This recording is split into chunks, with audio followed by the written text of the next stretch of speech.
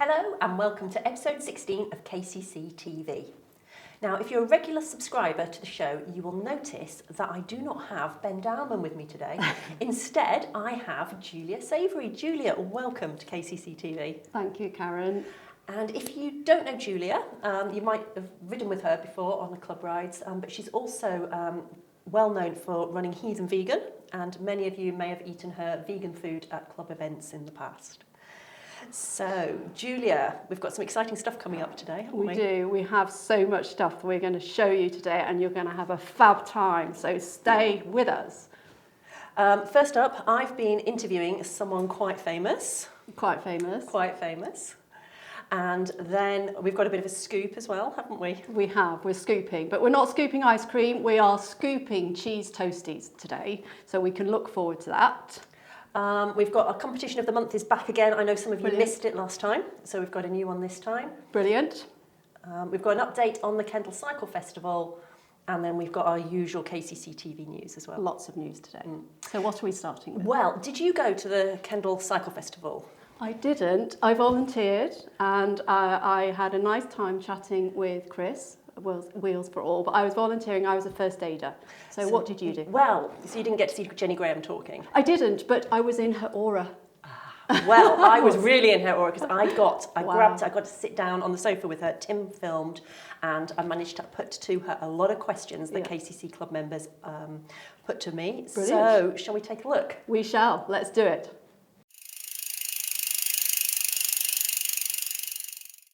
Hello. Hi, Jenny. Welcome back to Kendal. Thank you. Nice to be here. And on a rainy day. Exactly, yeah. I feel very at home in Kendal. I'm wet.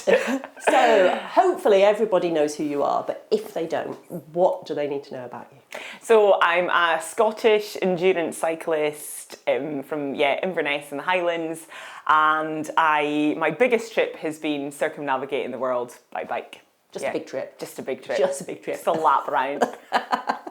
And people may have seen you on GCN. Yeah, I'm a presenter on the GCN Plus channel and making cycling documentaries, adventure docs, and I've just written a book. Which we're going to talk about is called? Yes, Coffee First, Then the World. Excellent. Which is a life motto. Yes. So from like other bikepacking races, grassroots stuff, Highland Trail 550, Cairngorm Loop, Arizona Trail, that sort of things.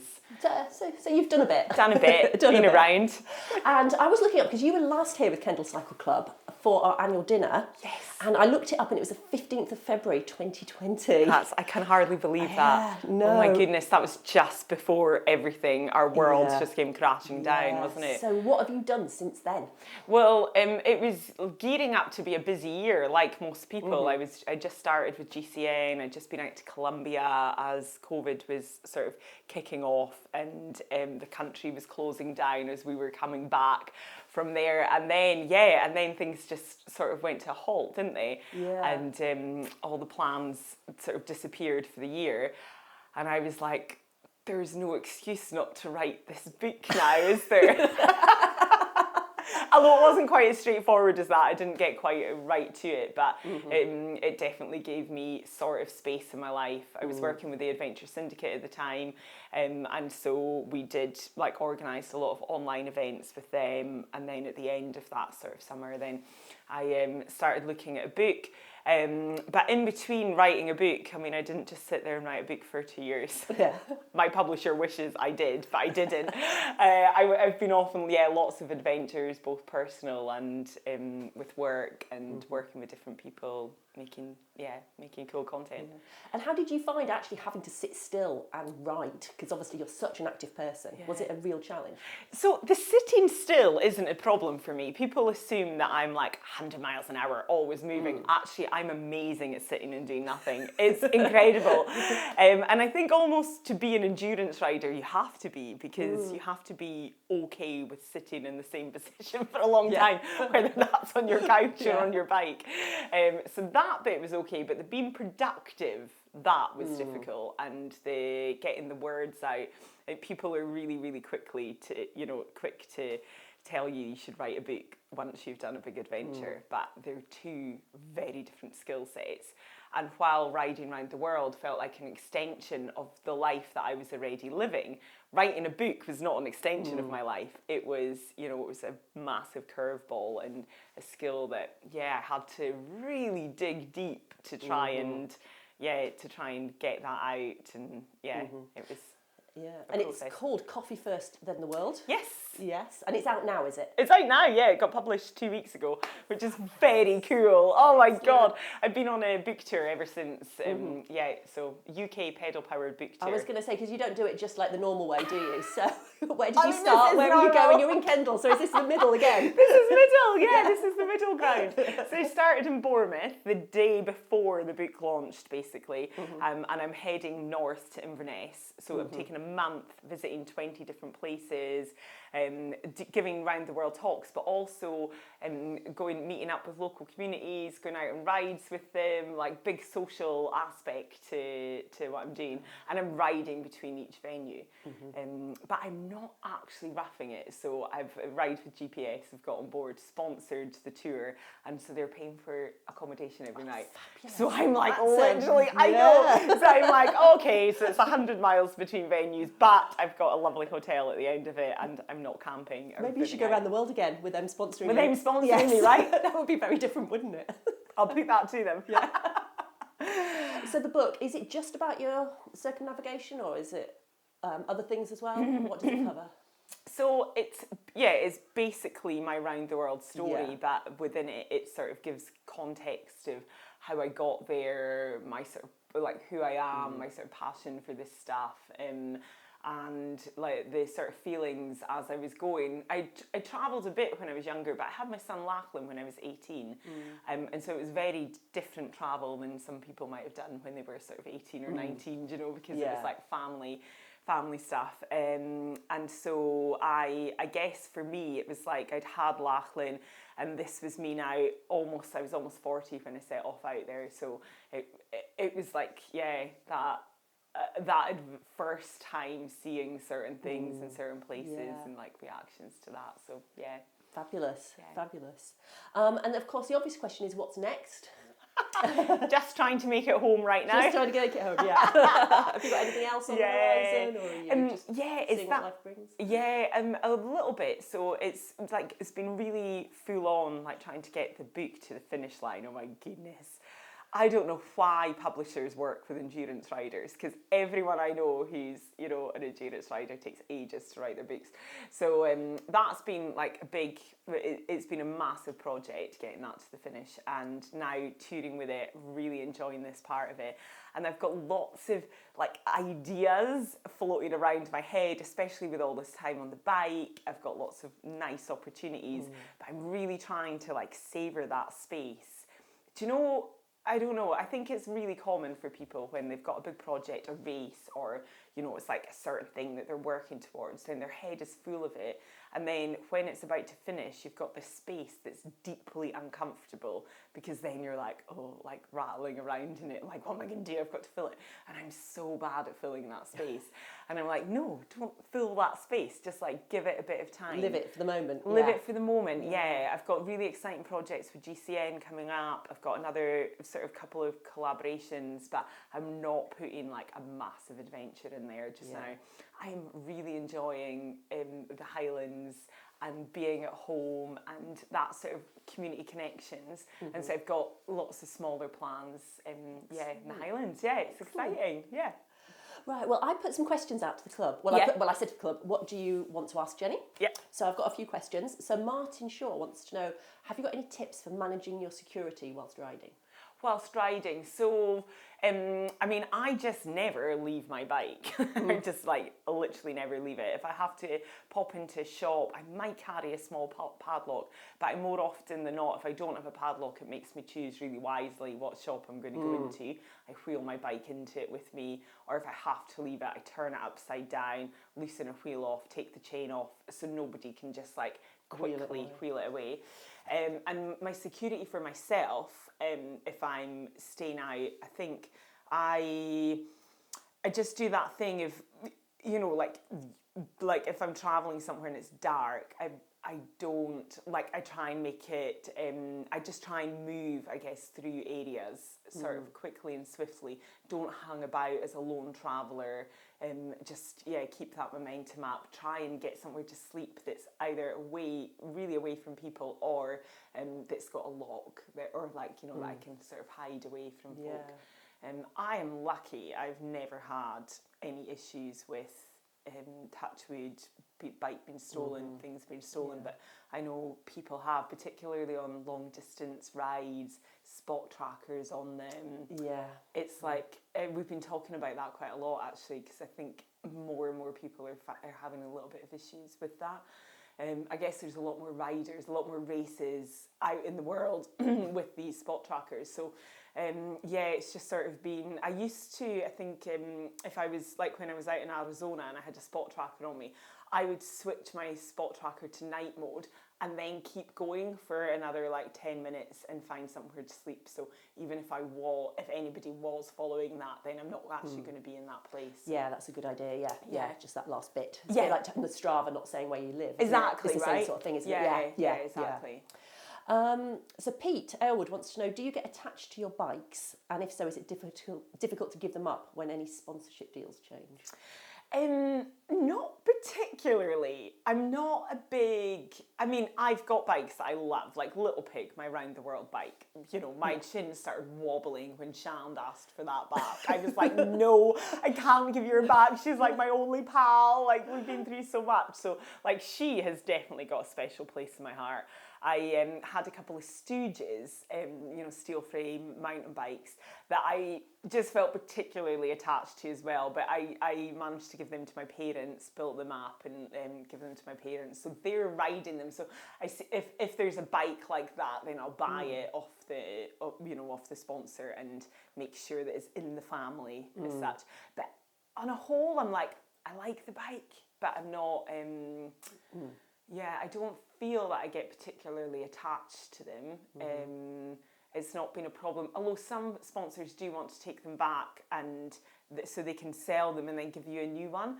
And so it just keeps the process going rather than a bike getting run into the ground, which it does with me. But I like having it for a long time because then all your setup's done in it. And I'm you don't want to be changing too often, I guess. I know, that's it. It's not my thing. So yes and no. It depends on the bike, I guess. Yeah. And Pete also asks, are you fussy about your kit that you wear? And is there any conflict between what you want to be using and what you have to use? I just don't work with brands that, if I don't like the stuff that they're doing. Good philosophy. Yeah. And I always have a little, like say I'm working with Seven Mesh just now, who are like a lovely, I love their kits, particularly their outerwear, their waterproofs and bibs and things like that. It's great. But I also really love wearing woolly jumpers. So I'm like, I'll wear, we've got this partnership, but then I sort of bargain, can I still wear woolly jumpers? And I don't like cycling tops. I don't feel comfortable being that sponsored full rider like that. So I would never get into a partnership that I had to be like that. And more and more, I'm like, just sort of really thinking about who I work with and making sure it's the stuff I want to be doing. So Heather Milligan wants to know, how do you keep everything sufficiently charged? In life? I think she actually meant navigation aids and phone, but it's a good, So I stop in lots of cafes and charge up as I go. And I also have a dynamo hub on my round the world bike that when I was going around the world, I would charge up battery packs. So for 10 hours riding, I could fill 6,000 mAh battery pack, which would then charge my phone, GPS, lights, and then go again the next day. And then just keep on top of it when I stopped anywhere. And I tend to do that on bigger rides as well, or just carry gigantic battery packs, or just a little bit of a mix. Yeah. And life? life much harder. Life is much harder. Carry a battery pack around with us. Exactly. Good, wouldn't it? Exactly. I'm always running out of charge in life and never got the right tech with me. Whoever invents that is onto a winner. And then someone was asking for a friend. How do you stop saddle soreness? Asking for a friend. Yes. I mean, saddle sore. Starting from the basics is keeping yourself clean, getting bibs that fit you. I tend to not wear cycling shorts. I like the bibs because they give you a much closer fit because they've got the braces on them, and so there's not going to be as much friction down there. I also play about with wearing wool boxer pants instead of bibs. So if I'm going on a big ride, I'll have a pair of bibs, and then I'll have a pair of these wool pants that have got no seams in them, and then that sort of changes the sores that you might get on a bigger ride. I also like saddle choice is really important, particularly for women. There's like not been a whole lot of chat about it until very recently. And when I was going out around the world, I tried out like 7 different saddles, and I just couldn't work out. No one could actually say, okay, like what kind of bum have you got? Okay, you need this saddle. You know, it's so basic, but no one's talking about it. And so I managed to like figure that out, and I think it's better now. I think that dialogue is happening a lot now, isn't it? Yeah.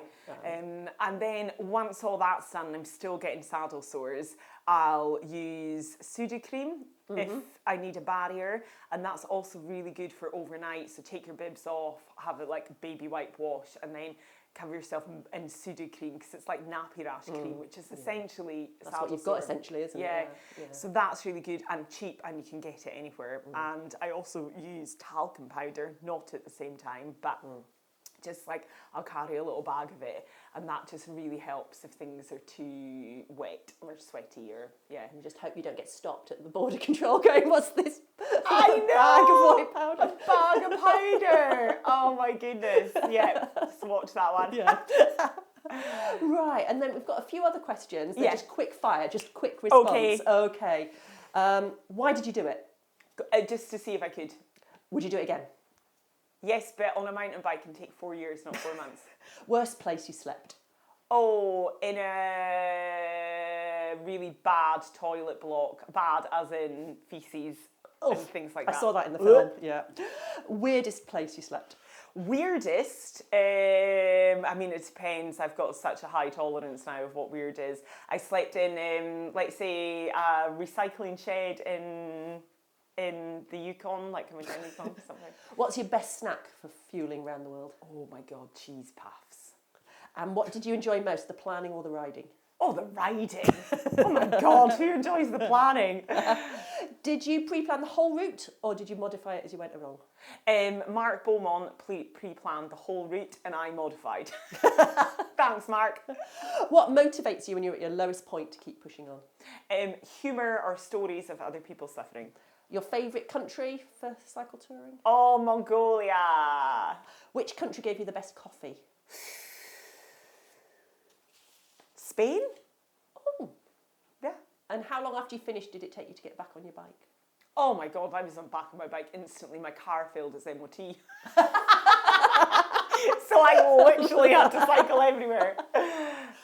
Who's going to challenge your record? Oh, come on, girls.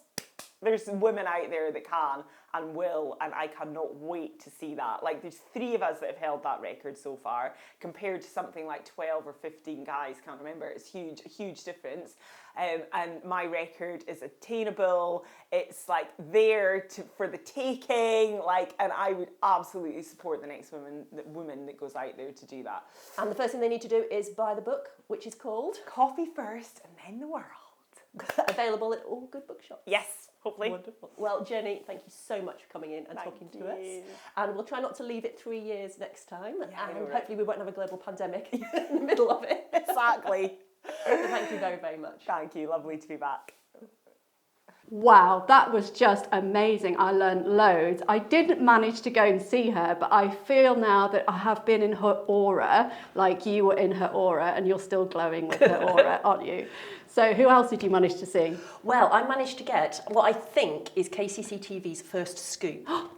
I managed to interview Lee Craigie, Wow. the amazing long-distance cyclist and former pro mountain biker. And we got, she told me was the first release of her book name. She is just about to release a book. We're going to run with the interview next month because we've got a lot to fit in this month. But here is just Lee announcing her new book title. Brilliant. Let's go.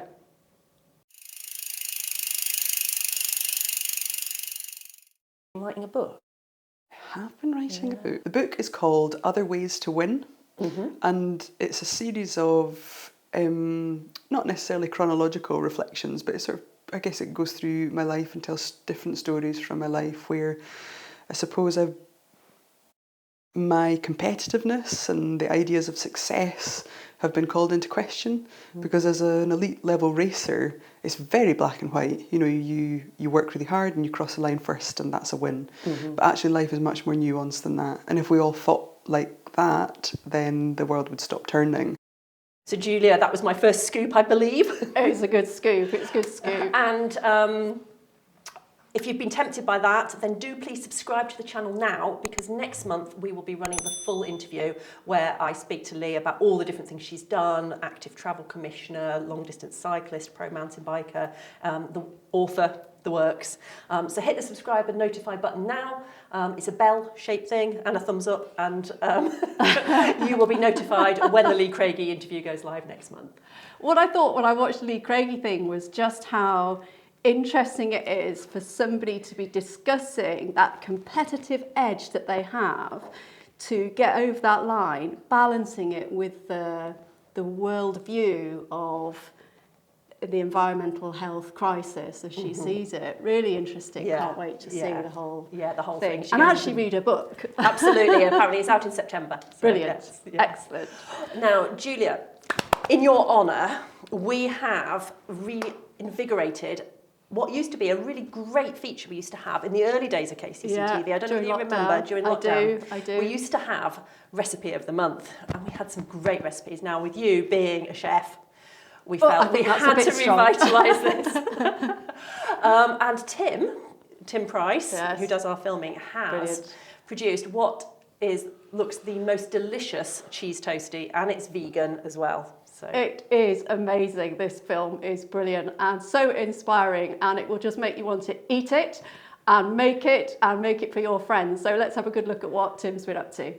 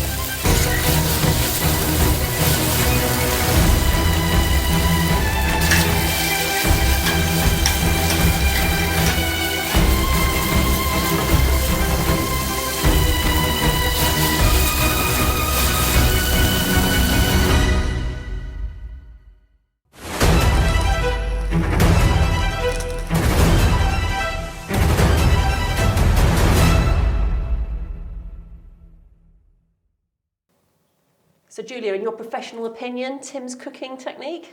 Tim's cooking technique is very good, and I love the choice of music, but when I was watching it, I wondered, what would he make if he was using the Jaws soundtrack? Just do it. So that's Tim's challenge of the week. And also I did notice that his little bite had been taken out of the front, of the top of the cheese toasty, Tim. Was that a little bite or was that the shape of the bread? So all good, all good. And yes, so I'm happy to cook anything, but we want you to do some cooking and just set up your iPhone, put it on something, wedge it on video, and then just make something and share it. And it will be great content for us all to enjoy, won't it? Because we love our food, of course. Yes, and if you've got a favourite snack or something you make to take either eat maybe before, during or after a ride. I think the cheese toasty would be for me after the ride. After the ride, yes. Absolutely. In the evening, I think, perhaps. Right, so last month we didn't have a competition of the month. And I know a couple of people have mentioned, where was the competition? Well, it is back again now. Yeah. And, well, I was talking to Jenny Graham, interviewing her, and we were talking about competition of the month. So I asked Jenny to set this month's competition. Brilliant. And of course, she has circumnavigated the globe, so I guess we can probably think what the theme of this month's competition is. It's a good idea. It's a great idea. Circumnavigating, going in a circle. Absolutely. Let's find out what Jenny's challenge is.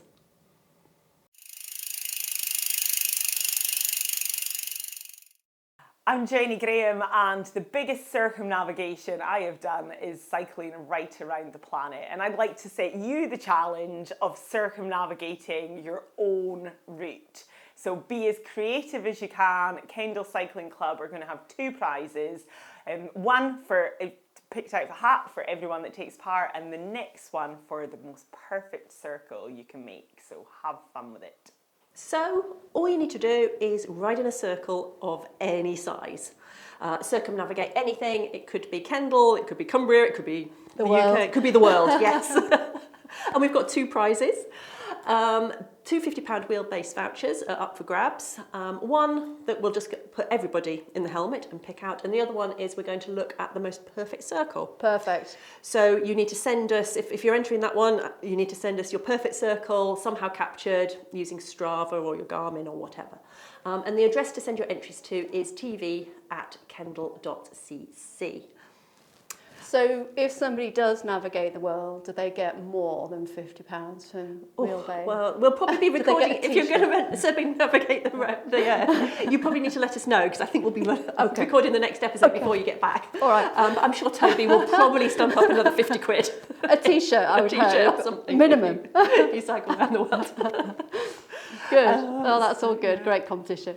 So, we've seen Jenny twice already. We have. We love her. We love her so much. She also took a group of people out riding as part of the Kendal Cycle Festival. She did, bless her. There were quite a lot of KCC members there. They were. The weather was not the greatest. It was very Kendal weather. It was. And then also in the cycling festival, Wheels for All had a really prominent display, and they've sent us in some great footage of people being able to just go along, and people who never even heard of Wheels for All didn't realise it existed in Kendal, and they were able to go out on the trikes and on the different adapted cycles. Amazing, like array of bikes there, weren't there? Yes. Yeah, really good. And of course they were going up and down the old canal, and then also on the Sunday they shut off part of the main street down Highgate, and people were able to cycle there as well. So it was just such a great opportunity for people. So well done to Chris and the team. She's a ball of energy, isn't she? She's infectious. Her enthusiasm for this project is infectious, and I went and had a look and was looking at all these bikes, and she was showing me how they all worked. I just wanted to get on one and have a go. Great. So, and you were also seeing some other stuff at the festival. You were at the disco, I believe. I did. Yes. I went to the disco. I got my disco lycra on, my glitter ball. But actually, it was great because there was a bike gen, and 8 bikes, I think 8 or more, attached to this generator, and for 2 hours powered the disco. So it was great. It was great to see everybody, lots of different ages actually, you know, small children all the way up to more senior people, should we say. And it was brilliant and really, really good. And Drum Nation was there, that you might have heard where you live, because you're quite close to town. They were amazing as well. The bar was open, really, really good first year. And I think everybody was saying, what a start, what a cracking start to cycling. Can't wait for the second one to come along next year. Exactly, really good. Yeah. So now it's time for some Kendal Cycle Club news. Last weekend it was the Fred Whitton, so a massive well done to all the club members who took part. in that, and I know there were some personal bests out there. Such an incredible ride. And a massive thank you to all the volunteers who manned the different feeding and refreshment stages all the way through the race. I know that the riders really, really welcome that and probably couldn't have done it without you. Also, on the volunteering side of things, just give a little bit, get in touch with Frances and do volunteer your time a little bit and just give something back, because you just get this big halo and you will feel great, and it all helps this club. Regular viewers will know that last summer we had a raffle, and all the proceeds of that went to Wheels for All to put towards a new piece of equipment.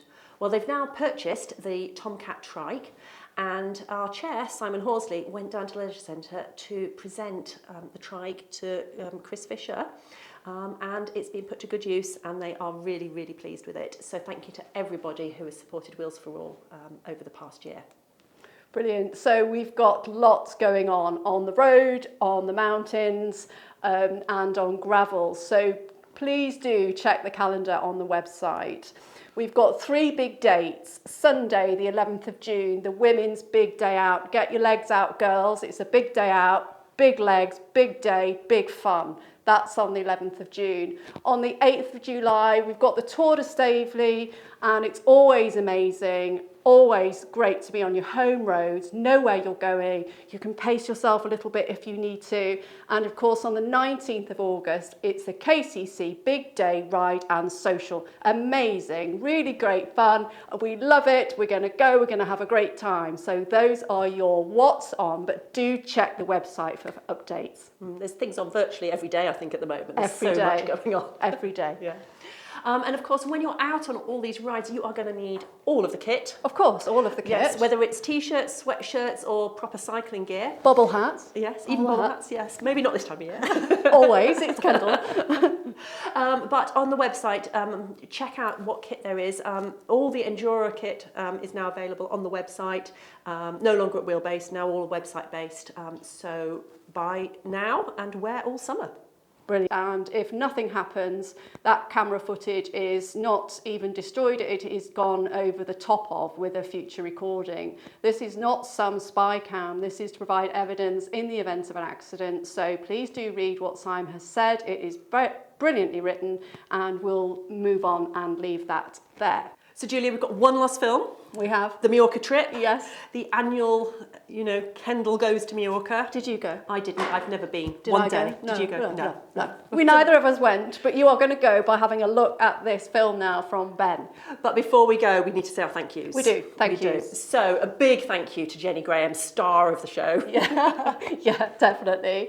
And to Lee Craigie, of course, lovely woman, lovely lady. And to Christine Fisher for providing all of the footage for around the Wheels for All. Exactly. And Tim Price for being behind the camera right now and behind his desk putting all of this stuff together at the end. It takes ages, so thank you very much. And his cheese toasty recipe. Cheese toasty, yes, and whatever he makes to the theme tune, Jaws. And to Map Deck for providing us with the room and a lot of the technology that we need to make this happen. Brilliant. So that's it. Those are our thank yous, and thank you. And thank you to you, Julia, for your, thank you to you. For your first episode of KCC TV. And thank you to you, viewers. Do please like and subscribe. Like and subscribe, so that you know yes. when the next episode is coming. And we are going to finish now with a great film produced by Ben Dowman showing the Mallorca trip. Not that we're jealous. Not that we're jealous That we're at all. jealous.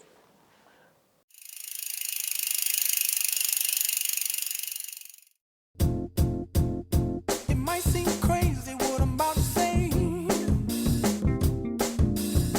Sunshine, she's here, you can take a break.